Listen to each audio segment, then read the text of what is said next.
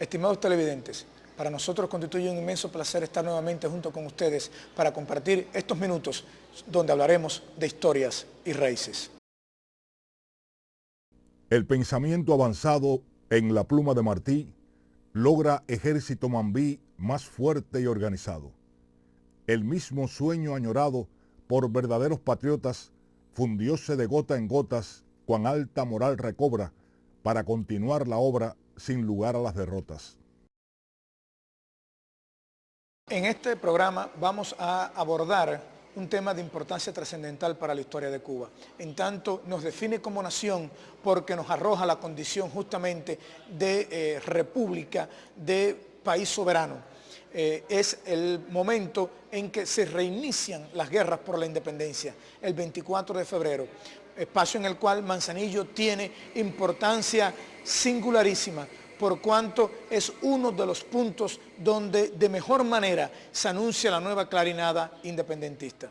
Por todos es conocido que desde finales del año 1892 ya Manzanillo tiene vínculos con el delegado del Partido Revolucionario Cubano José Martí y se están preparando las condiciones para el alzamiento.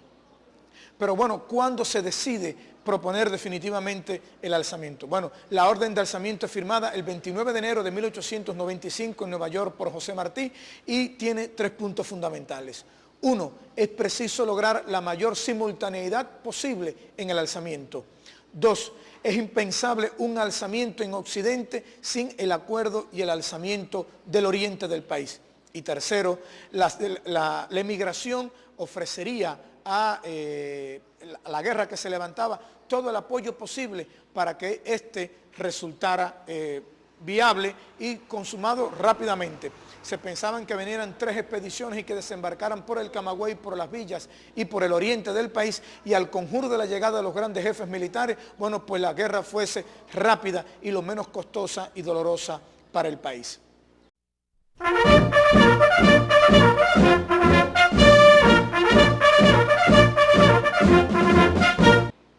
¿Cómo, cuándo y quiénes deciden la fecha del alzamiento del 24 de febrero?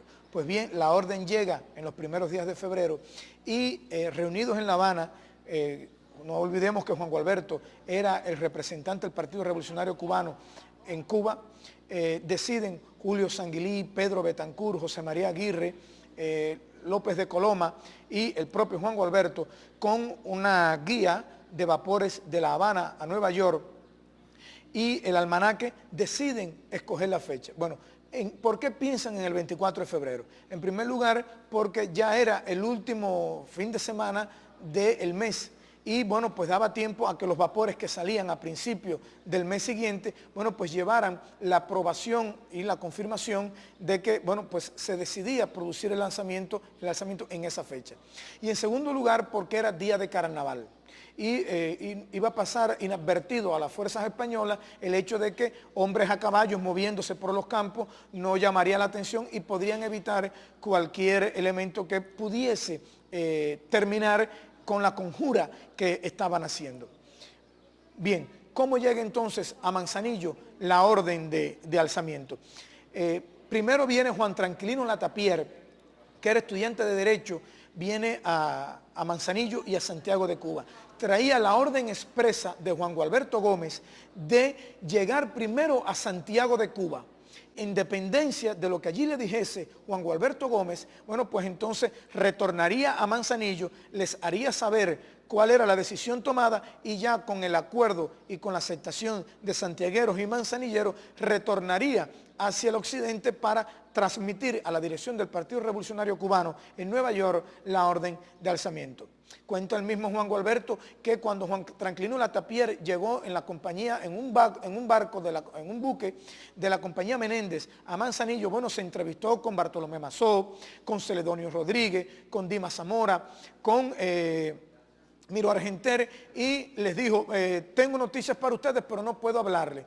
Cuando venga de Santiago, así será, y efectivamente lo hizo. Sin embargo, cuando llegó a Manzanillo de regreso de Santiago de Cuba y le comentó la orientación que traía, los manzanilleros se indignaron con él y le dijeron, ¿por qué no nos lo dijiste antes? Nos has hecho perder 4 o 5 días de la preparación del alzamiento que de hecho vamos a hacer. Y efectivamente los manzanilleros se comprometieron, igual que los santiagueros, solemnemente a alzarse en armas el 24 de febrero, como así lo hicieron en Vallate. Decididos los complotados a alzarse en la segunda quincena de febrero, faltaba fijar el día exacto del alzamiento. Esto se hace aquí en Manzanillo, por lo menos, con un telegrama que enviaría Juan Gualberto Gómez a José Miró Argenter, director del periódico El Liberal. El telegrama en cuestión diría así aproximadamente: diga Martínez publique artículo recomendado domingo 24. Esa era la contraseña que decidiría la fecha exacta del alzamiento. El telegrama llegó a la casa, a la barbería de Celedonio Rodríguez. Este se lo transmite a Bartolomé Mazó y ya los complotados están en estado de levantarse en armas definitivamente. Cuenta Juan Gabriel de Céspedes en un interesante testimonio que el día 22, conversando en casa de Titá Calvar de los sucesos que se estaban por avecinar, bueno, pues Titá decidió abandonar el país, moriría en diciembre de ese año en Cayo Hueso, y 2 amigos de Mazó que estaban allí, que habían sido miembros del Ejército Libertador durante la guerra del 68, bueno, le propusieron a Mazó que no habría, que todo se podía perder, que la intentona no iba a dar fruto al país, y entonces Mazó, en un gesto de dignidad extraordinaria, dijo que se pierda todo, el deber está en el campo de la revolución. Y así, ese día, al día siguiente, bueno, pues recogió toda su pertenencia y al día siguiente salió para su finca Colmenar de Vallate. Por eso es que el alzamiento se verifica en Vallate, una finca propiedad de Bartolomé Mazó Márquez. Allí se reúnen Celedonio Rodríguez, que sería el coronel jefe de Estado Mayor, Dimas Zamora, los hijos de estos dos y otros representantes del patriciado aquí en la región. Estarían el 24 por la mañana ya en zafarrancho de combate, izarían la bandera cubana, cantarían las notas del himno nacional y bueno, pues Bartolomé Mazó escribiría 2 proclamas, una a los españoles y una a los cubanos. En la proclama dirigida a los cubanos estaría expuesta explícitamente la razón por qué los cubanos iban de nuevo a la gloria o al cadalso, que era tras un solo objetivo: alcanzar la independencia absoluta de la isla de Cuba. Interesante documento para la historia.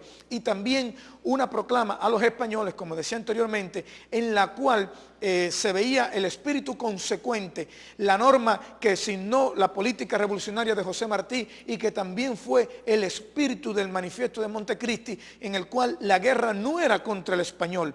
¿Cómo se iba a ir contra el español si incluso Bartolomé Mazó era hijo de catalán y Martí era hijo de aragonés y de Canarias? Era contra el despotismo colonial español, contra la dominación colonial española.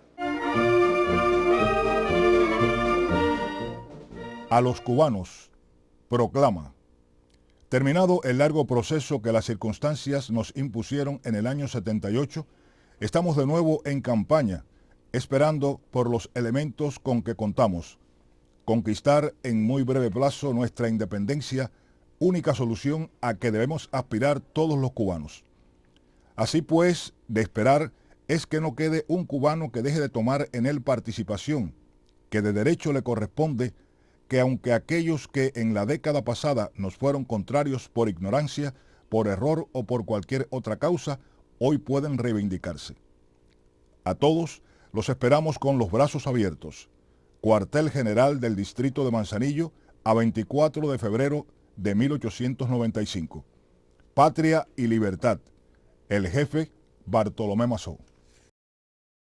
A los españoles, tanto como nosotros, tendréis vosotros que convenir en la justicia de nuestra causa, pero no debemos llamaros a defenderlas con las armas. Eso queda a vuestro juicio y a vuestra voluntad. Pero sí debéis saber que mientras no nos seáis personalmente hostiles, os consideraremos como a los cubanos, respetando vuestros intereses. Y sabed también que al hablaros así, tanto como a mis naturales sentimientos, obedezco al programa de nuestra revolución. Queremos la independencia para todos. Bartolomé Mazó, Vallate, febrero 24 de 1895. No fue Vallate el único lugar que en aquel 24 de febrero de 1895 recibió el clamor patriótico de los cubanos. En más de una decena de lugares, la historiografía cubana ha fijado que hubo pronunciamientos. Ibarra en Matanzas, Mogote en Bayamo, La Lombriz en Santiago de Cuba, Holguín, La Confianza en Guantánamo, Baire en Jiguaní, Vallate en Manzanillo y otros tantos lugares como Saguala Grande también, por ejemplo, hubieron pronunciamientos militares, unos con mayor o menor trascendencia por los hombres que allí estuvieron.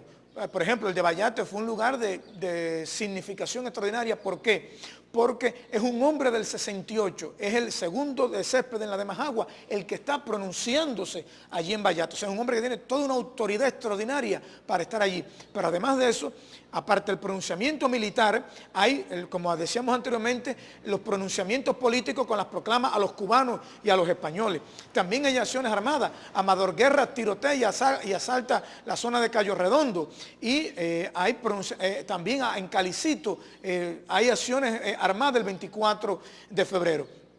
Por todas estas razones, es un equívoco y un hierro histórico significar el reinicio de nuestra guerra de independencia como grito de Baire. Nos hemos dado cuenta que no fue solamente en Baire cuando se pronunciaron los cubanos. ¿Qué es lo que sucede? En Baire, los hermanos Lora, Saturnino Lora, que fue el que dirigió la acción, tenía una vocación y una decisión evidentemente independentista.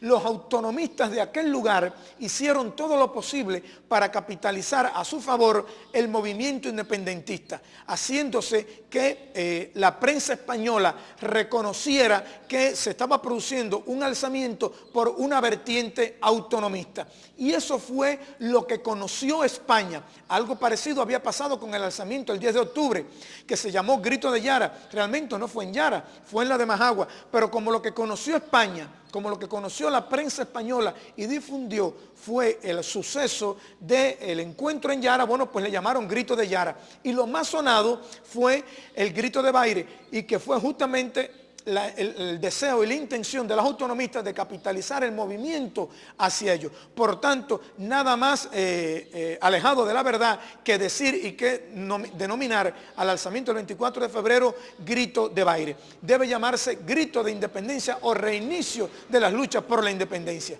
Y si alguien obstinado todavía quiere seguir llamándole grito, llámele Grito de Libertad, pero no Grito de Baire, porque no fue solamente en Baire que los cubanos decidieron que Cuba debía ser libre, soberana e independiente del poder colonial español.